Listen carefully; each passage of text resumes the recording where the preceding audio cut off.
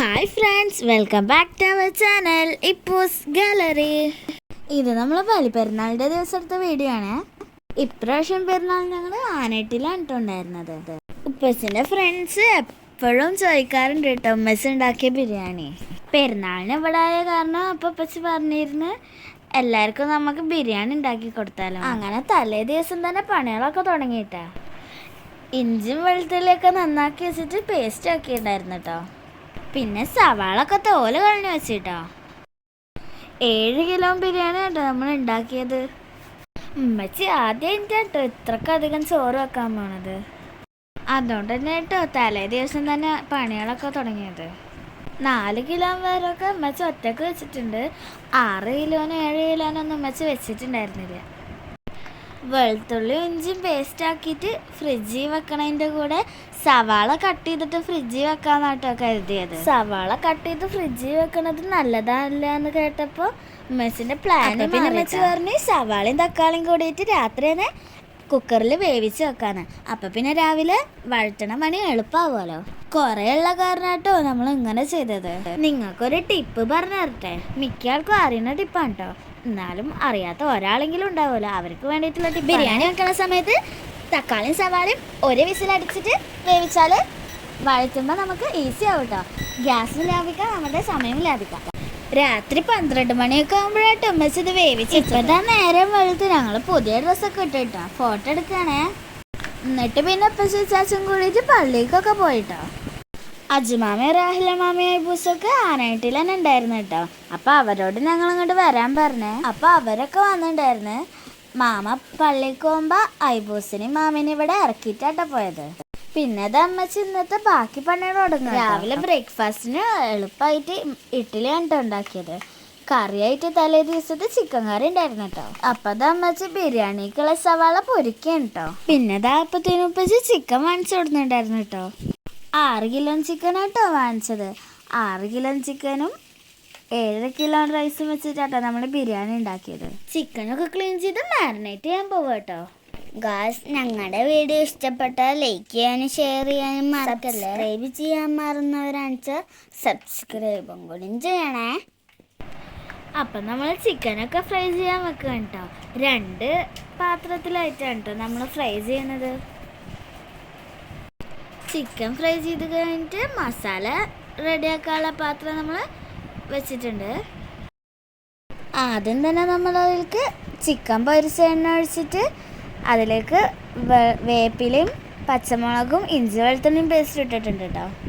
അത് നന്നായി വഴറ്റിയതിന് ശേഷം നമ്മൾ നേരത്തെ കുക്ക് ചെയ്ത് വെച്ച തക്കാളിയും സവാളയും ചേർക്കുക കേട്ടോ. അത് നന്നായിട്ട് വഴറ്റാൻ വെക്കാം കേട്ടോ. ആ സമയം നമുക്ക് റൈസ് അളന്നെടുക്കാം കേട്ടോ. ചോറ് വെക്കണത് നമ്മൾ പുറത്താണ് കേട്ടോ. അപ്പോൾ അതിനുള്ള സാധനങ്ങളൊക്കെ നമ്മൾ റെഡിയാക്കി വെച്ചിട്ടുണ്ട്. അപ്പോൾ നമ്മളുടെ മസാല ഓൾമോസ്റ്റ് റെഡി ആയിട്ടുണ്ട്. ഇപ്പോൾ നമ്മൾ ചെമ്പൊക്കെ ചൂടാക്കി അതിൽ ആവശ്യമുള്ള സാധനങ്ങളൊക്കെ റെഡിയാക്കി വെച്ചിട്ട് നമ്മൾ വെള്ളമൊക്കെ ഒഴിച്ച് അരി ഇട്ട് കേട്ടോ. ഇപ്പോൾ നമ്മളുടെ ചോറ് റെഡി ആയിട്ടുണ്ട്. അപ്പോൾ നമ്മൾ ദമ്മിടുകയാണ്. ബിരിയാണിൻ്റെ റെസിപ്പി ഇതിൽ ശരിക്കും പറഞ്ഞിട്ടില്ല കേട്ടോ. ഞങ്ങളത് മുന്നേ അപ്ലോഡ് ചെയ്തിട്ടുണ്ട്, വേണ്ടവർക്ക് അതിൽ പോയി നോക്കാം.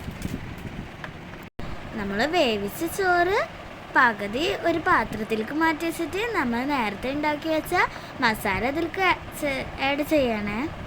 അങ്ങനെ ഇതും സെറ്റാക്കി വെച്ചിട്ട് മാറ്റി വെച്ചിട്ടുള്ള റൈസ് ഇതിൻ്റെ മുകളിലേക്ക് വെക്കാം. മാറ്റി വെച്ചിട്ടുള്ള റൈസ് നമ്മൾ മസാലേൻ്റെ മുകളിലേക്ക് ഇട്ട് കൊടുക്കാം കേട്ടോ. എന്നിട്ട് പൊടിച്ച് വെച്ചിട്ടുള്ള ബിരിയാണി മസാല ഇതിൻ്റെ മുകളിലേക്ക് ചേർത്ത് കൊടുക്കുക. പിന്നെ നല്ല നാടൻ പശുനെയ്യ് ആട്ടോ ചേർക്കണത്. പിന്നെ നമ്മൾ മല്ലിയിലും പുതിനൊക്കെ കട്ട് ചെയ്ത് വെച്ചതും ചേർക്കുകയാണ്. അതിൻ്റെ മേലേക്ക് നമ്മൾ നേരത്തെ വറുത്ത് വെച്ചിട്ടുള്ള അണ്ടിപ്പരിപ്പും മുന്തിരിയും സവാളൊക്കെ ചേർക്കാം. ഇപ്പം നമ്മൾ ബിരിയാണി സെറ്റായിട്ടുണ്ട് കേട്ടോ. ഇവിടെ ഞങ്ങൾ ഗ്യാസുമ്മ വെച്ച കാരണം തീക്കനലൊന്നും ഇടാൻ പറ്റൂല കേട്ടോ. തീക്കനലും കൂടി വെച്ചിട്ടുണ്ട് വെച്ചാൽ ഒന്നും കൂടി ടേസ്റ്റ് ഉണ്ടാവും കേട്ടോ ബിരിയാണിക്ക്. ഇതിപ്പോൾ ഞങ്ങൾ അടച്ച് മൂടി വെച്ചിട്ട് കനമുള്ള പാത്രം അതിൻ്റെ മുകളിലേക്ക് വെച്ചിരിക്കുന്നേ. ഇപ്പം ഞങ്ങൾ സെർവ് ചെയ്യാൻ പോവുകയാണ്. ബിരിയാണി മിക്സ് ചെയ്തിട്ട് കണ്ടെയ്നറിലേക്ക് ആക്കുക എന്നുള്ളതാണ് കേട്ടോ നമ്മുടെ അടുത്ത പണി. ഞങ്ങൾ നല്ല ഹാപ്പി ആയിട്ടാണ് കേട്ടോ ഇതൊക്കെ ചെയ്തത്.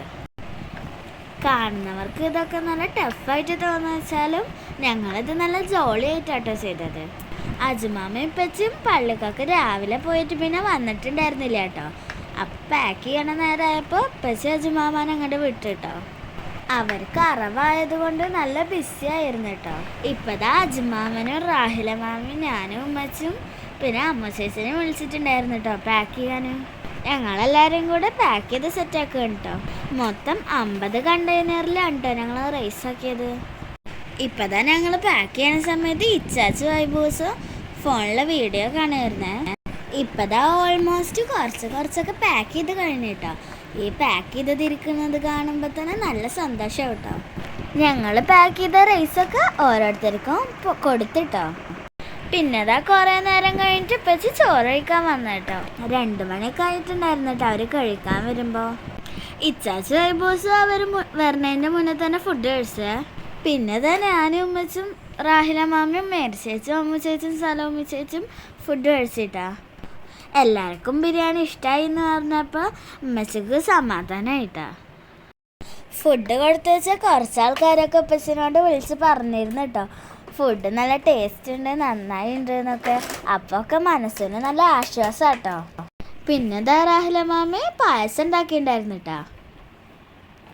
ഞങ്ങളെല്ലാവരും പായസം കുടിച്ച്. അപ്പോൾ ലോറ് വന്നിട്ടുണ്ടായിരുന്നു കേട്ടോ. അപ്പോൾ ലോറോനും പായസം കൊടുക്കുകയാണ്. ലോറ് ഞങ്ങളെ ആനക്കട്ടിയത്തെ ഫ്രണ്ടാണ്. പിന്നെ ഞങ്ങളൊരു ചെറിയ ട്രിപ്പ് പോവാണ് കേട്ടോ. ഞങ്ങൾ 3 ആളൊരു വണ്ടിമേലും പിന്നെ ഇച്ചാച്ചും റാഹില മാമി അജുമാമി ഐബൂസും വേറെ വണ്ടിമേലും വരുന്നത്. ഇവിടുത്തെ കുന്നും മലയൊക്കെ കയറി പോവാൻ നല്ല രസമാണ് കേട്ടോ. നമ്മൾ പെരുന്നാളിന് കടൽ കാണാൻ പോകാൻ പറ്റാത്ത കാരണം പുഴ കാണാൻ പോകട്ടെ ഗൈസ്. ഞങ്ങൾ പുതിയ ഡ്രസ്സൊന്നും ആയിരുന്നില്ല ഇട്ടിട്ടുണ്ടായിരുന്നത്. വെള്ളത്തിൽ കളിക്കാൻ പോവല്ലേ വെച്ചിട്ട് പഴയ ഡ്രസ്സ് തന്നെ ഇട്ടിട്ടത്. നമ്മൾ പോണ വഴിയിലാണ് ഇവിടെ നീലഗിരി ബയോസ്ഫിയർ നാച്ചുറൽ പാർക്ക് ഉള്ളത് ഗൈസ്. നമ്മളിവിടെ മുന്നേ പോയ വീഡിയോ ഒക്കെ അപ്ലോഡ് ചെയ്തിട്ടുണ്ട്. 2-3 തവണ നമ്മളിവിടെ പോയി ഗൈസ്. നമ്മൾ പുഴയിൽ പോയിട്ട് കളിക്കണതും കുളിക്കണതൊക്കെ നമ്മൾ അടുത്ത വീഡിയോ കാണിച്ചു തരാം കേട്ടോ. അപ്പോൾ ഇത്രയുള്ളൂ ഇന്നത്തെ വീഡിയോ. എല്ലാവർക്കും വീഡിയോ ഇഷ്ടപ്പെട്ടെന്ന് വിചാരിക്കുന്നു. എല്ലാവരും ലൈക്ക് ചെയ്യുക, ഷെയർ ചെയ്യുക, സബ്സ്ക്രൈബ് ചെയ്യുക, കമൻറ്റ് ചെയ്യണം കേട്ടോ. Thanks for watching. അസ്സലാമു അലൈക്കും.